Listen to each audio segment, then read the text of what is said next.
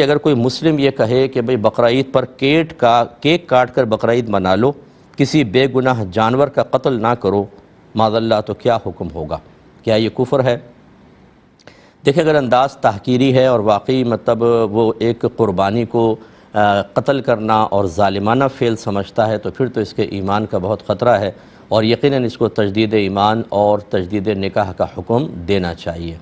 اللہ تعالیٰ اور اس کے رسول اپنی حکمت بہتر سمجھتے ہیں۔ کیا یہ اللہ اور اس کے رسول سے زیادہ جاننے والا ہے؟ کیا یہ نبی کریم صلی اللہ علیہ وسلم سے زیادہ رحمت رکھنے والا ہے؟ وہ تو رحمت للعالمین ہیں۔ اور کیا پورے سال جانور ذبح نہیں ہوتے ہیں، صرف بقرعید کے اوپر ہوتے ہیں؟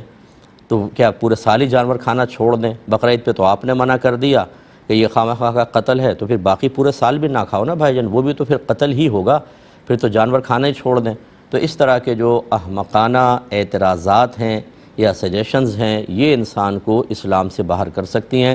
اس لیے میری گزارش ہے کہ اللہ تعالیٰ اور اس کے رسول کی حکمتوں کو عقل کے ترازو پر نہ تولیں۔ اگر ایسا کوشش کریں گے تو ٹھوکر کھائیں گے، کیونکہ اس کی گہرائیاں ہمیں نہیں پتہ ہوتیں۔ آپ یہ دیکھیں قربانی کے جب ایام آتے ہیں تو آپ صرف جانوروں کو نہ دیکھیں، اس کے علاوہ دیکھیں کتنا بڑا بزنس ہوتا ہے، چارے کا کتنا بڑا بزنس ہوتا ہے، ٹرانسپورٹ کو آپ دیکھ لیجئے، قصائیوں کو آپ دیکھ لیجئے، کتنے لاکھوں فیملیز کے لیے ایک کافی عرصے تک کا سرمایہ جمع ہو جاتا ہے، کتنے لوگ اس سے نفع کماتے ہیں، کتنے معاشرے میں اچھے اثرات مرتب ہوتے ہیں۔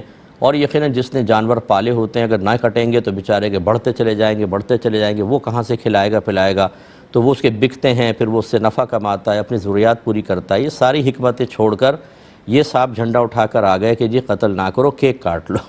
تو یہ اس طرح کے لوگوں کو ان کے حال پر چھوڑ دیں، بحث بھی نہ کریں۔ ایک